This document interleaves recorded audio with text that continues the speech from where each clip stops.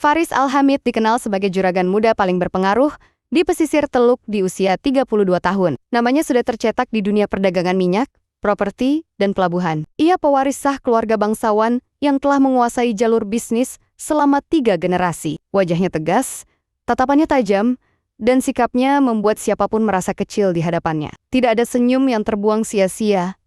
Tidak ada hati yang ia beri ruang. Bagi Faris, dunia adalah medan kuasa, dan cinta hanyalah distraksi berbahaya. Orang-orang mengenalnya sebagai penguasa dingin yang mengukur manusia melalui latar belakang dan kehormatan keluarga. Masa lalu bagi Faris adalah cap paling menentukan. Ia tidak pernah memaafkan noda sejarah.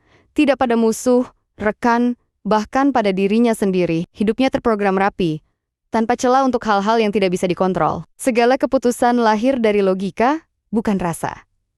Di sisi lain, kota di antara semilir angin laut dan aroma kopi murah, hiduplah Naila. Wanita itu berusia 26 tahun. Ia bekerja di sebuah kafe kecil yang berdiri di tepi jalan sempit, menghadap ke laut yang tak pernah tidur.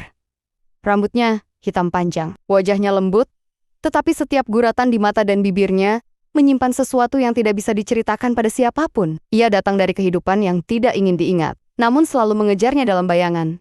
Dahulu, Naila pernah menjadi wanita panggilan, bukan karena pilihan, bukan karena keserakahan. Ia terjebak oleh utang ayahnya yang menumpuk, ibunya yang sakit, dan adik-anak yang kelaparan. Dunia telah menutup semua pintu baginya, kecuali satu lorong gelap yang membawa uang cepat dan kehinaan berkepanjangan. Tubuhnya pernah menjadi komoditas.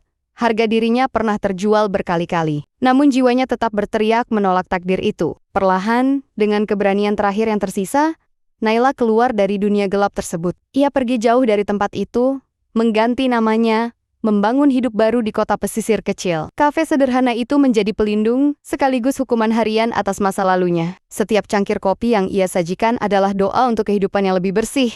Ia tidak pernah berharap apapun dari hidup, kecuali kedamaian. Hingga suatu sore, ketika takdir melangkah ke dalam kafenya, dalam bentuk seorang pria tinggi berjas mahal, ditemani pengawal, dan aura kuasa yang mematikan, Faris. Ia tidak datang untuk cinta, ia hanya ingin menjauh dari kebisingan rapat dan persaingan bisnis yang melelahkan. Namun saat langkahnya menyentuh lantai kafe, saat matanya menyapu ruangan kecil itu, ada sesuatu yang tidak biasa menahannya untuk pergi. Naila berdiri di balik meja bar, memegang sebuah baki berisi cangkir, namun gerakannya terhenti sepersekian detik ketika merasakan tatapan itu. Jantungnya berdetak lebih cepat, meski tidak mengerti alasannya. Insting dari masa lalu memperingatkannya akan bahaya, tetapi ada magnet aneh yang membuatnya bertahan.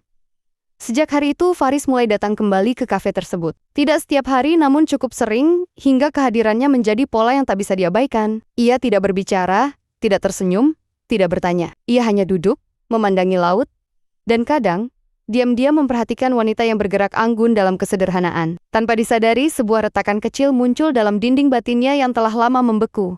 Dan tanpa Naila tahu, hidup barunya mulai berdiri di ujung jurang berbahaya. Ketertarikan Faris pada Naila tumbuh seperti api kecil yang diam-diam membakar kesadarannya. Ia mulai mencari tahu tentang kafe kecil itu, tentang pemiliknya, tentang wanita yang bekerja paling rajin dan paling sunyi di sana. Laporan yang sampai ke tangannya bersih, terlalu bersih. Tidak ada asal-usul keluarga jelas, tidak ada catatan pendidikan formal, tidak ada relasi masa lalu. Naila seperti muncul dari kehampaan.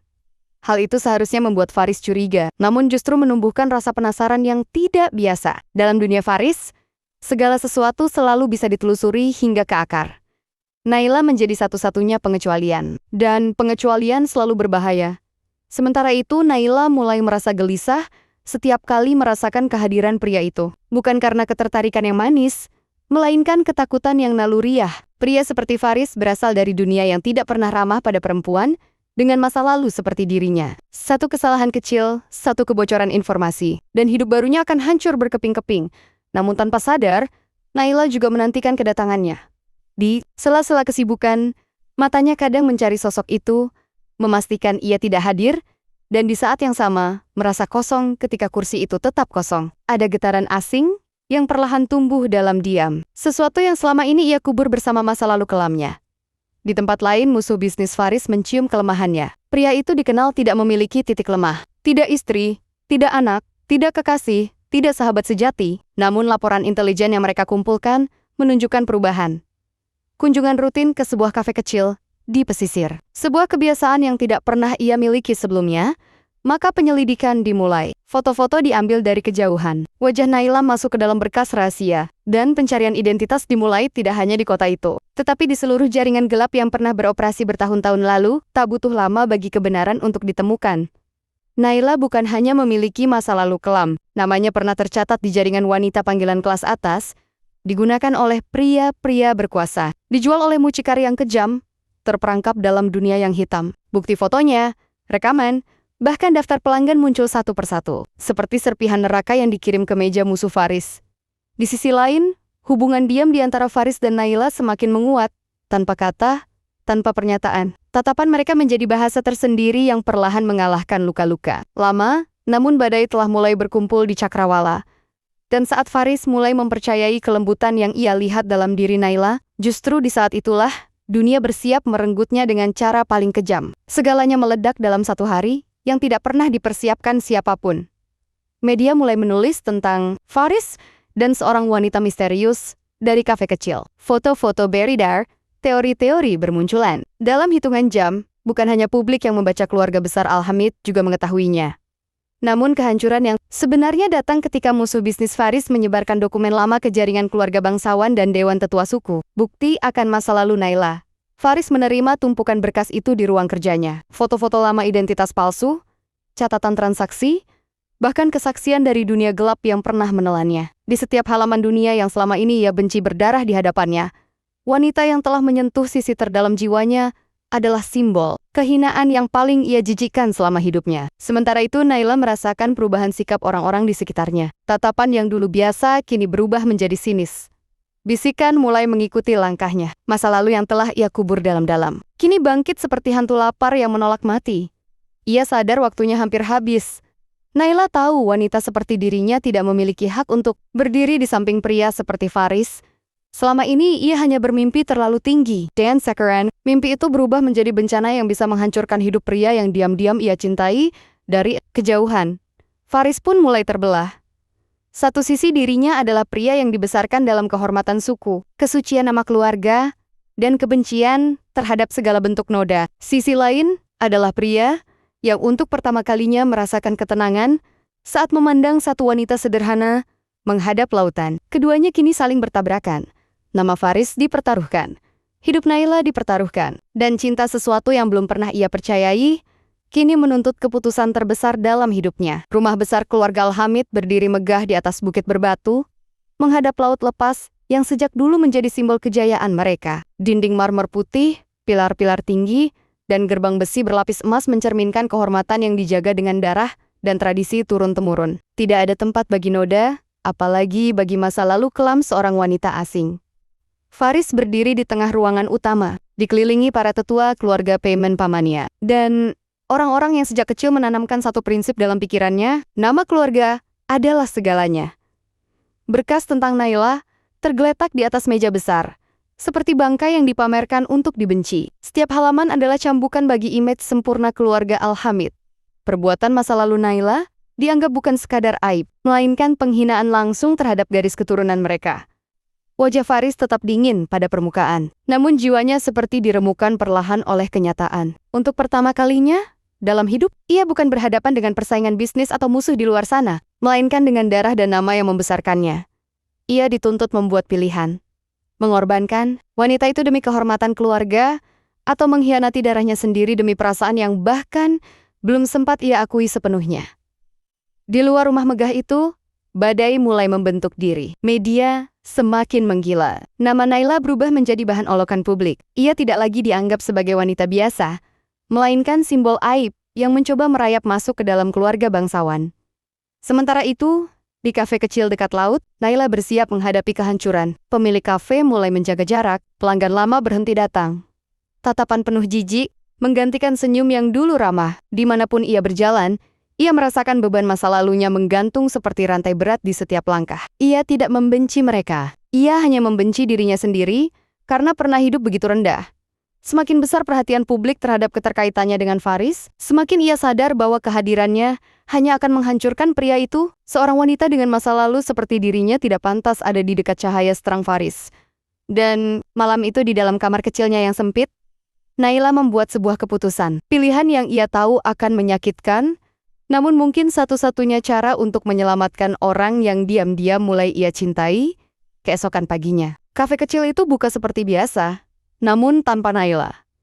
Meja-meja dibersihkan oleh tangan lain, kopi disajikan oleh orang lain. Semua tampak sama di luar, namun ada sesuatu yang seakan tercabut dari tempat itu. Seolah-olah ruhnya telah pergi bersama hembusan angin laut. Naila menghilang tanpa jejak. Tidak ada surat perpisahan, tidak ada alasan, tidak ada penjelasan. Kamar kecilnya kosong, hanya menyisakan pakaian sederhana, beberapa lembar uang untuk pemilik rumah, dan sebuah foto lama yang telah lama ia simpan di balik lemari foto dirinya sebelum dunia menghancurkannya. Ia pergi bukan karena takut kepada fitnah, melainkan karena ia tidak ingin menjadi alasan jatuhnya seorang pria yang hidupnya baru saja mulai menyentuh arti kata rasa. Di sisi lain, Faris mulai merasakan kehampaan yang tak biasa. Kursi di sudut kafe yang biasa ia tempati kini terlihat asing. Tidak ada lagi sosok wanita berambut hitam dengan gerakan tenang di balik meja bar. Tidak ada lagi kehadiran yang tanpa sadar menenangkan pikirannya. Ia mulai mencari orang-orang terakhir yang masih berani menyebut nama. Naila juga tak tahu kemana wanita itu pergi. Seolah-olah laut telah menelannya tanpa jejak. Tidak ada tiket transportasi tercatat. Tidak ada penggunaan identitas. Tidak ada bayangan. Yang ada hanya satu fakta. Naila menghilang tepat setelah aibnya terungkap. Faris tidak pernah merasa semarah ini sebelumnya. Namun kemarahan itu bukan tertuju pada Naila, melainkan pada dunia yang memaksanya menyingkir. Pada sistem yang menolak memberi kesempatan bagi seseorang untuk terlahir kembali. Pada dirinya sendiri yang sejak awal menghakimi masa lalu orang lain tanpa mengenal luka yang mereka tanggung. Di tengah pencarian itu, Faris mulai menemukan sisa-sisa kehidupan lama Naila. Tempat-tempat gelap yang pernah menelannya. Nama orang-orang yang memperdagangkan tubuhnya, semua itu membuka matanya akan kenyataan yang jauh lebih mengerikan daripada yang pernah ia bayangkan. Naila bukan wanita hina. Ia adalah korban dunia yang kejam. Dan perlahan sesuatu dalam diri Faris mati. Namun, sesuatu yang lain terlahir. Untuk pertama kalinya, Faris tidak lagi berjalan di jalur yang ditentukan oleh keluarga. Ia mulai menyelidiki jaringan gelap yang pernah menjebak Naila. Orang-orang yang mendapatkan keuntungan dari penderitaan perempuan muda seperti dirinya. Perusahaan bayangan, perdagangan manusia, praktik kotor yang selama ini tersembunyi di balik pintu emas dunia bisnis. Ia menggunakan seluruh kekayaannya, pengaruhnya, dan koneksinya bukan untuk memperluas kerajaan bisnis, tetapi untuk menghancurkan jaringan itu satu persatu. Langkah-langkah yang dulu dingin kini berubah menjadi bara api. Dalam proses itu, Faris mengerti satu hal yang tak pernah ia sadari sebelumnya. Dunia tidak terbagi menjadi orang hina dan orang terhormat, melainkan antara mereka yang menindas dan mereka yang bertahan. Dan Naila adalah yang bertahan. Sementara itu Naila bersembunyi di sebuah kota kecil yang jauh dari pesisir. Ia hidup dengan nama baru, bekerja serabutan, menundukkan kepala dimanapun ia berada. Ia tidak mengikuti berita, tetapi ia mendengar bisikan-bisikan tentang seorang juragan Arab yang tiba-tiba memberangus bisnis gelap dan melakukan pembersihan besar di wilayahnya. Ia tidak tahu alasannya. Ia tidak berani berharap itu untuknya. Namun di dalam hatinya yang paling dalam, ada getaran kecil yang belum mati, rindu yang tidak seharusnya tumbuh. Faris kini berdiri di dua dunia, keluarga yang marah atas perubahan sikapnya, dan jalan baru yang ia pilih sendiri, jalan yang justru lahir dari wanita yang seharusnya ia benci, dan di suatu malam yang sunyi, saat ia memandang dunia dari jendela kantor pencakar langitnya, satu keputusan mutlak lahir dalam hatinya. Naila harus ditemukan, bukan untuk dihakimi, melainkan untuk dilindungi. Meski seluruh dunia harus ia hadapi, langkah Faris yang semakin agresif terhadap jaringan gelap membuat batas-batas lama runtuh. Bisnis-bisnis bayangan hancur, orang-orang yang dulu kebal hukum, kini tumbang satu persatu. Namun semakin banyak musuh yang jatuh, semakin besar pula perlawanan yang terbentuk. Mereka tidak menyerang Faris secara langsung. Mereka menyerang melalui satu nama yang paling mudah melukai jiwanya. Naila. Sebuah fitnah besar disebarkan dengan rapi. Dokumen palsu, video editan, dan kesaksian bayaran dirangkai untuk menciptakan gambaran bahwa Naila bukan korban, melainkan otak di balik jaringan lama tersebut. Ia dituduh memanipulasi Faris, memanfaatkan cintanya, dan merancang kehancuran para kompetitor bisnisnya dari balik bayangan. Fitnah itu tersebar ke semua arah. Media internasional mengangkatnya. Keluarga bangsawan menggunakannya sebagai bukti bahwa Faris telah dibutakan oleh wanita tidak bermoral. Dewan suku menuntut agar Faris dicopot dari pewaris, sekaligus dicabut hak kepemimpinannya. Nama Naila tak lagi sekadar tercemar. Ia hancur. Sementara itu, Di kota kecil tempat ia bersembunyi, Naila merasakan dampak yang tak bisa ia hindari. Orang-orang yang semula tidak mengenalnya, mulai memandangnya dengan rasa takut dan jijik. Fitnah itu menjalar terlalu cepat. Ia terpaksa kembali lari. Hidupnya kembali menjadi pelarian. Sama seperti dulu, seolah tak pernah ada pintu keluar dari lingkaran kegelapan. Ia menyaksikan bahwa keberadaannya tak hanya merusak dirinya, tetapi juga menghancurkan Faris sedikit demi sedikit. Dan di dalam hati yang remuk itu, ia mulai meyakini satu hal. Dirinya memang adalah bencana bagi siapapun yang mendekat. Di saat dunia menuding Naila sebagai racun, Faris justru menjadi satu-satunya manusia yang menolak mempercayainya. Semua yang ia temukan selama penyelidikannya mengatakan sebaliknya. Jejak digital yang dimanipulasi, bukti waktu yang tidak cocok, alur uang yang dibuat-buat, semua itu adalah rekayasa. Seseorang berusaha memusnahkan Naila dan menjatuhkannya bersama Faris. Di tengah tekanan luar biasa, Faris tidak mundur. Namun ia tahu, untuk membersihkan nama Naila, satu kebenaran besar harus dibuka ke permukaan kebenaran yang bisa mengguncang para elit, menjatuhkan pejabat tinggi, dan menumpahkan darah orang-orang paling berkuasa. Dan keputusan itu akan menuntut korban besar. Penyelidikan Faris mencapai akar terdalam yang selama ini tersembunyi di balik perusahaan-perusahaan legal dan yayasan amal palsu. Di balik semua itu, berdiri sejumlah tokoh yang sangat dihormati oleh masyarakat pebisnis besar, pejabat pemerintah, tokoh agama, bahkan anggota Dewan Bangsawan. Merekalah pelanggan, merekalah pelindung, merekalah pemilik sebenarnya dari jaringan wanita panggilan kelas atas yang selama ini tidak tersentuh hukum, dan Naila hanyalah satu dari ratusan perempuan yang dikorbankan demi menjaga rahasia kotor mereka. Faris menggenggam data itu di tangannya, menyadari bahwa jika ia membukanya ke publik, dunia tidak akan pernah sama lagi. Negeri itu bisa chaos, kekuasaan bisa runtuh, darah bisa mengalir. Namun satu wajah terus muncul dalam pikirannya. Naila dengan mata penuh luka yang tidak pernah memohon apapun dari dunia. Kebenaran itu akhirnya bocor keluar melalui jalur yang tidak bisa lagi dihentikan. Sedikit demi sedikit, nama-nama besar yang selama ini dicuci bersih oleh uang dan kuasa mulai terseret. Investigasi resmi dibuka. Mata dunia beralih dari skandal palsu tentang Naila ke kenyataan menjijikkan tentang para pria terhormat. Fitnah itu runtuh. Status Naila berubah dari tersangka menjadi saksi kunci dan korban terbesar. Namun kemenangan itu tidak hadir tanpa harga. Upaya pembungkaman dimulai. 1. Kecelakaan misterius terjadi di pelabuhan milik Faris. Salah satu orang kepercayaannya terbunuh. Serangan diam-diam terjadi di jalur distribusi bisnisnya. Pesan ancaman tanpa nama berdatangan bertubi-tubi. Faris tahu waktu mereka semakin menipis. Jika Naila tetap berada di dunia ini, ia akan menjadi target seumur hidup. Jika Naila pergi, hidup Faris akan runtuh selamanya. Namun jika ia memilih bersama Naila, perang total tidak akan bisa dihindari sementara itu. Naila mulai mengetahui seluruh kebenaran dari kejauhan, bahwa Faris tidak hancur karena dirinya, melainkan sedang bertarung demi membebaskannya. Pria yang dulu ia kira mustahil mencintai siapapun, kini mempertaruhkan segalanya demi dirinya. Untuk pertama kalinya dalam hidup, Naila merasa layak dicintai.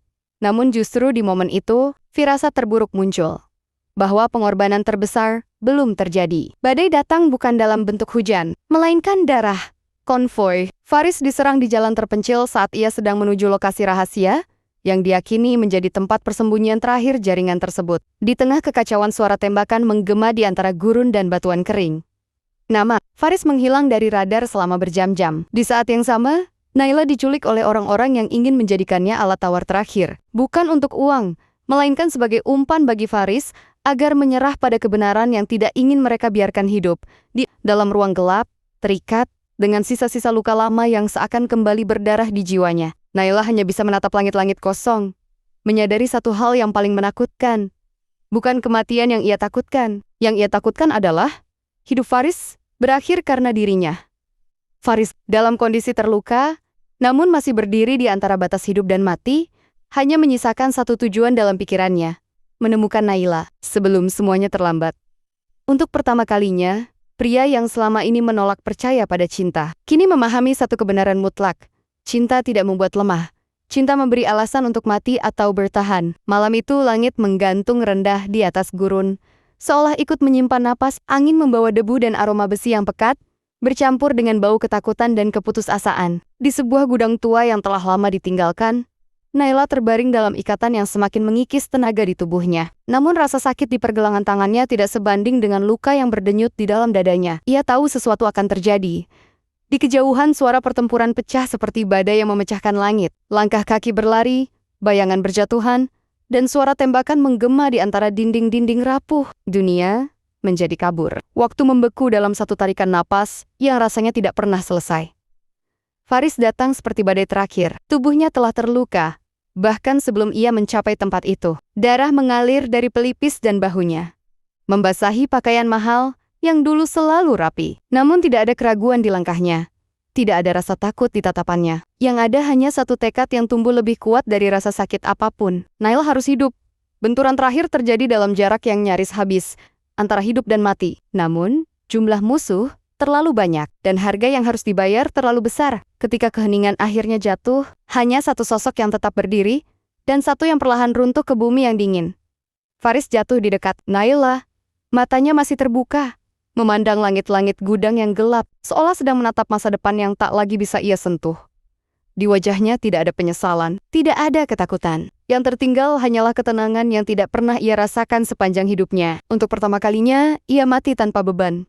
Ikatan Naila akhirnya terlepas. Dengan sisa tenaga yang ada, ia merangkak mendekati tubuh pria itu. Tangannya yang gemetar menyentuh wajah yang begitu ia kenal, wajah yang dulu dingin, kini diam dalam keabadian di dalam dadanya. Sesuatu pecah selamanya. Namun tidak ada jeritan, tidak ada air mata yang dramatis. Yang ada hanyalah keheningan yang dalam, seperti laut tanpa ombak. Rasa sakit itu terlalu besar untuk ditumpahkan. Ia hanya menempelkan keningnya sebentar di dada Faris, tempat di mana detak pernah berdentum karena dirinya. Di momen itulah, Naila menyadari satu kebenaran yang pahit namun agung. Ia pernah benar-benar dicintai, dan itu cukup untuk satu kehidupan. Hari berlalu. Dunia berubah. Nama Faris dibersihkan oleh kebenaran yang akhirnya terungkap. Orang-orang yang dulu menganggap Naila sebagai aib, kini menyebutnya sebagai korban. Para pelaku kejahatan berpangkat tinggi dijatuhkan. Jaringan gelap yang selama ini tak tersentuh akhirnya runtuh. Namun, semua kemenangan itu tidak pernah terasa manis bagi Naila. Ia tidak menginginkan keadilan, ia tidak menginginkan kehormatan. Ia hanya ingin waktu satu kesempatan untuk membuat Faris tetap hidup, tetapi waktu tidak pernah berbelas kasih. Naila kemudian menghilang dari dunia yang pernah mengenalnya. Ia tidak mencari ketenaran, tidak pula mencari simpati. Ia pergi ke tempat yang jauh dari gurun, laut, dan gedung pencakar langit yang menyimpan terlalu banyak kenangan. Ia memulai hidup baru di kota sunyi yang tidak mengenal masa lalunya. Di sana ia membantu perempuan-perempuan lain yang pernah terjebak dalam dunia gelap seperti dirinya. Ia membuka rumah perlindungan kecil, tempat para korban datang, menangis, dan perlahan sembuh. Di dinding kecil ruang kerjanya, tergantung sebuah foto tidak bernama seorang pria menatap laut dari balkon, tersapu angin sore. Setiap kali seseorang bertanya, siapa pria dalam foto itu? Naila tidak pernah menjawab. Ia hanya tersenyum pelan dan melanjutkan pekerjaannya. Karena tidak semua cinta harus dimiliki. Beberapa cinta hanya ditakdirkan untuk menyelamatkan, lalu pergi abadi bersama angin.